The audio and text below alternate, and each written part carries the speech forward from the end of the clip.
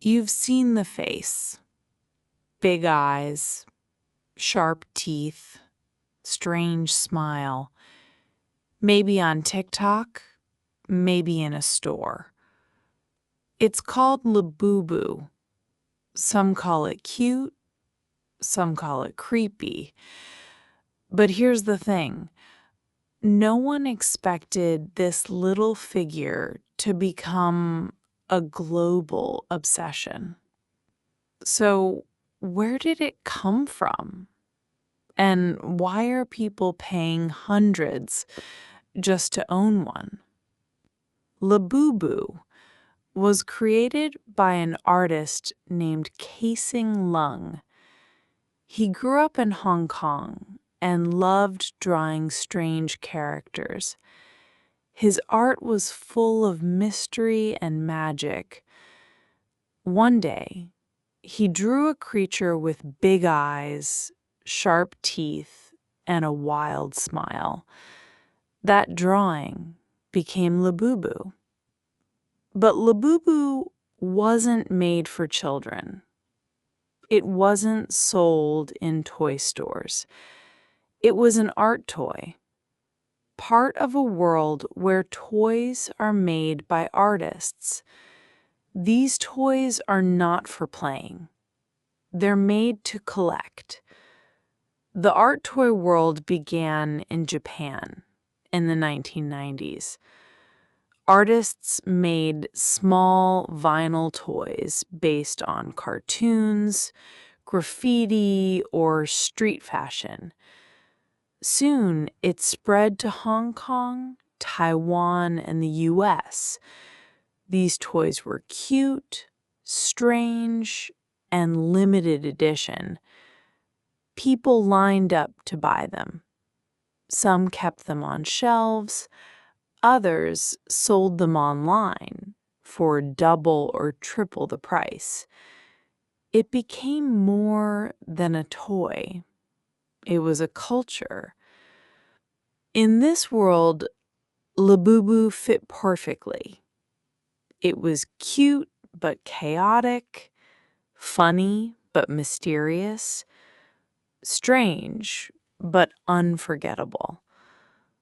It started as a sketch, then became a toy, then became a symbol in a global movement. And that's where the story begins. Casing Lung didn't stop with just one drawing. He created a whole world of characters. There's Zimamo, a chubby bear with sleepy eyes, Taikoko, a strange dog with one long ear, and of course Labubu, who became the star. These characters live in a story called The Monsters. It's not a comic or a movie, just imagination.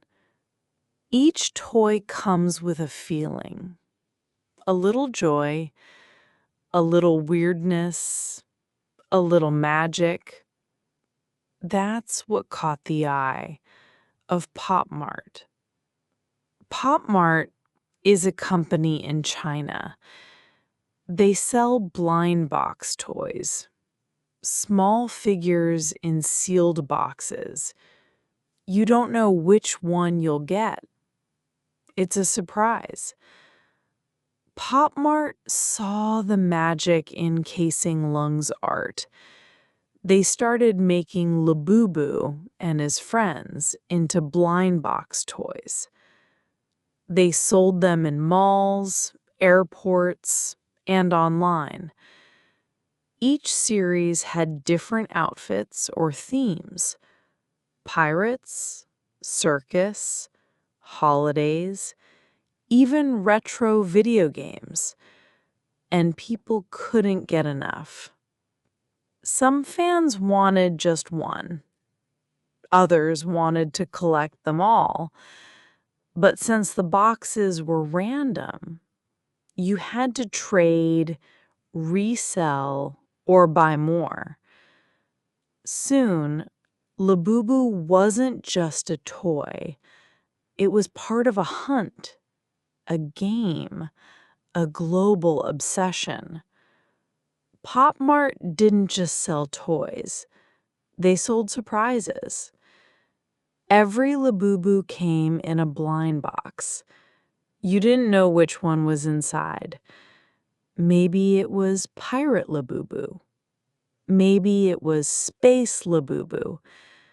Maybe it was the secret rare. That mystery made people excited. It felt like opening a present. And if you didn't get the one you wanted, you had to try again, or trade, or buy it from someone else. Soon, Labubu fans posted unboxing videos online. They showed off rare figures. They cried with joy. They hunted for missing pieces. In cities like Beijing, Tokyo, and Seoul, fans met in cafes to trade. On TikTok, Instagram, and YouTube, collectors connected around the world. But this wasn't just about toys.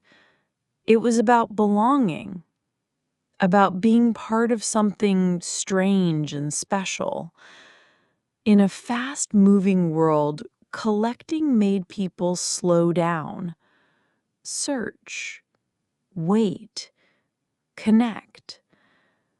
Labubu was art. Labubu was comfort.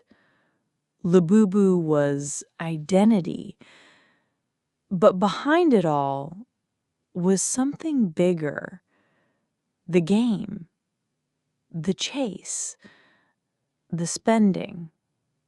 Blind boxes use the same psychology as slot machines. You never know what you'll get. And that mystery keeps people coming back. One more box, one more try, one more chance to find the rare one. It's fun. It's exciting. It's also business. And Labubu became one of the biggest names in the game. Labubu was already popular in Asia. But when it hit social media, everything changed. On TikTok, people showed their collections. Rows of Labubus in glass cases, lights, music, filters, like a mini museum. Some videos were funny. My boyfriend is jealous of my Labubu army. Some were emotional. I waited 6 hours in line and I got the one I wanted. But the ones that really went viral were the rare pulls. Someone opens a box, screams, shows the secret edition. 10 million views, thousands of comments. I need this. She's so lucky. Where do I buy it? The hype exploded. Even people who had never collected toys now wanted Labubu. In Asia, it was already a trend. People lined up outside Pop Mart stores in Bangkok, Taipei, Seoul, and Hong Kong. Some stores used lotteries. Only a lucky few got to buy. In China, collectors shared tips in group chats. In the Philippines, fans traded figures in cafes. But soon, the love for Labubu spread west. In Europe, fans ordered from resellers. In the US, small shops started importing boxes. Labubu showed up at anime expos and toy cons. American fans called it cute horror. Others said it felt like a mix of Tim Burton and Hello Kitty. Everyone saw something different, but everyone wanted a piece. And with global demand came global prices. A single rare Labubu, $300. A full set, over $1,000.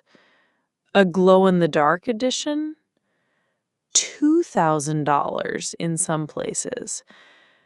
People started calling it vinyl gold. But for fans, it wasn't just about money. Owning a rare Labubu meant more than having a toy. It was proof. You were in the club. You had taste. You understood the culture. Some people kept their Labubu in cases like jewels. Others made custom shelves or themed rooms. And every new release felt like an event. It wasn't just a hobby anymore. It was a movement. Labubu is strange. Sharp teeth, big eyes, a little scary, a little silly. And maybe that's the secret. In a world that tells us to be normal, Labubu is proudly weird. It's not perfect. It doesn't smile politely. It's wild, playful, untamed, and people love that. But this isn't the first time we've seen a toy become a cultural moment.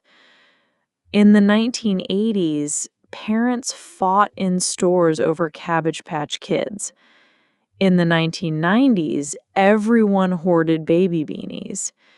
In the 2000s, Furby blinked and spoke in its own language.